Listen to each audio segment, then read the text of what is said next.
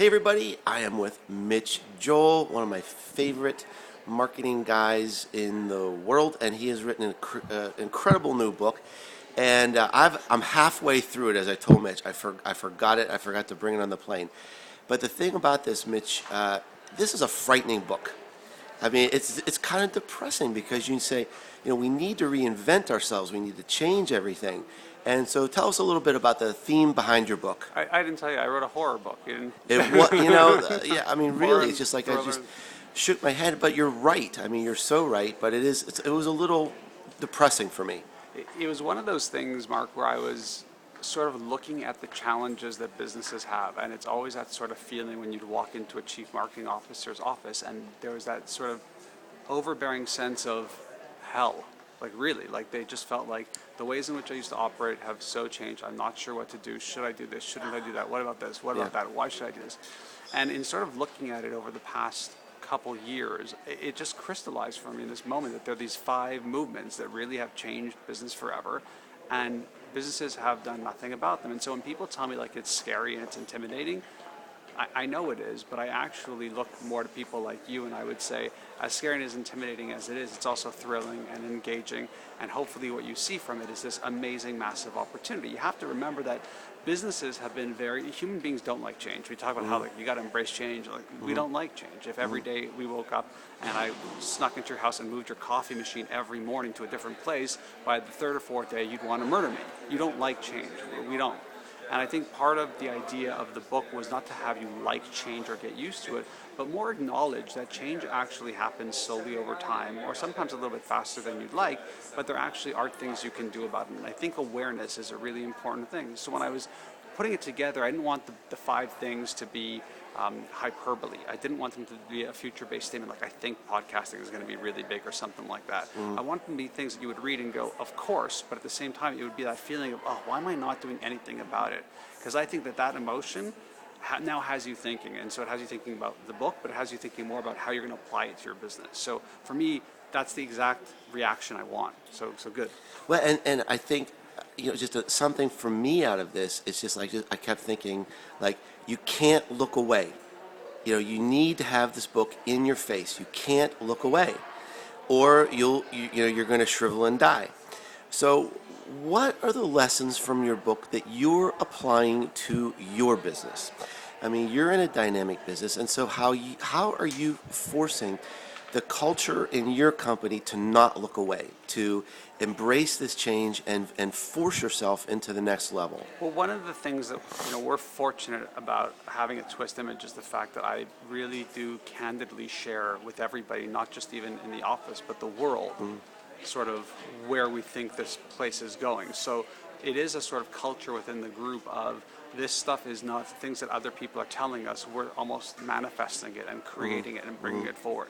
I think because we act as an agency, and as agencies we're just agents on behalf of brands, we're also able to go to them and show them things that they may not have seen them to date, or opportunities that they may not see. So in terms of my business, I actually think while it's hard and it's never easy to change and it takes forever and you want it to happen faster, I think culturally it's the sort of engine of agency life that we're at least perpetuating and is there. And we'll often have discussions. We're 4 business partners entirely, where I'll bring an idea forward, someone else will, and I'll be, oh, I blogged about it, 5 months ago type of thing. And I'm not saying it as a look at me statement, but more like, we're already putting those ideas out there. And so I think that when you have that sort of opportunity to bring new ideas to clients and you're constantly thinking about the way things are evolving, it puts you a bit closer to a place where there's more comfort in that. And I think it's a message that I encourage everybody to follow, which is if you move yourself closer to that area and spend time critically thinking about it, sharing about it, talking about it, you don't know where it will lead. I mean, true stories. I just wrote my column for the Harvard Business Review about Bitcoin and digital currency, and it's something I spoke about for a couple years ago, but now it's becoming sort of a more of a powerful thing. And you think about this idea of like a global, decentralized currency base, and it seems so obvious, right? We're all connected on Facebook. A dollar for me should be a dollar for you, of course. Yeah. But like, it seems so obvious, but we're not doing anything about it. It's very disruptive. It seems scary. We have a ton of questions about it. But you and I sitting here and people watching this probably see it as an inevitability. So it's not like is the web going to stick around? We know all this stuff is coming. We know digital wallets are coming. We know that. So it's more a question of stopping in that moment and saying, what can we do about this? Where's the opportunity for me in it? And again, hopefully the book and the stuff I blog about and podcast about, we share with clients, is the stuff that helps illuminate that for people and gets them more in the vibe of at least feeling it. Yeah, I'm not going to ruin the book for everybody, but of the 5 transformational trends that you talk about, which one are you struggling with the most? Which is going to be the most challenging for you personally? Because this book is not just about business transformation; it's about personal transformation. So, I mean, what's the ugly one here that that's going to be tough? I think the one screen world, this idea that the only screen that matters is the screen that's in front of me. And I say that because media is so disintermediated now, and we consume media on so many different platforms and channels and screens, and we're not even at the point where we're sort of throwing it to other screens yet. We have airplanes, stuff like that, but we're not really there yet. But this idea that your TV and your smartphones and your tablets and what they all really mean in terms of how we as marketers deliver a consistent and proud message to consumers. It's one where every time I look at it, even when we're doing pitch work, and I think how do you do this? How do you ethically go in and talk about things like web when mobile and tablets are so big, but yet there's all this intermediaries in different platforms and channels. So I think that's so area of unifying is really interesting. And it is. Really We're really in this annoying period right now where we need a device. Yeah, it's sort of like you have VHS and Betamaxes all over your house, and whenever you're in the basement where the Betamax is, you only have the VHS tape, and you're like, oh, I gotta go. Why do? Yeah. And because we're all getting so used to this technology and it's becoming so ubiquitous, we're also like, why can't it do that? So that's the sort of big thing. It's like when we know as consumers more than the brands who are developing this stuff, what you can do with it, it becomes really powerful. And I think Twitter was actually a really powerful start to that. The hashtags and the @ signs, those weren't created by Twitter. They were created by people who wanted to make the system work better for them. And I think those are really indicative steps that we were at, but now it's happening with the hardware as well. And so you think about stuff like, Samsung introduced this really interesting screen a couple years ago at CES where it's a window.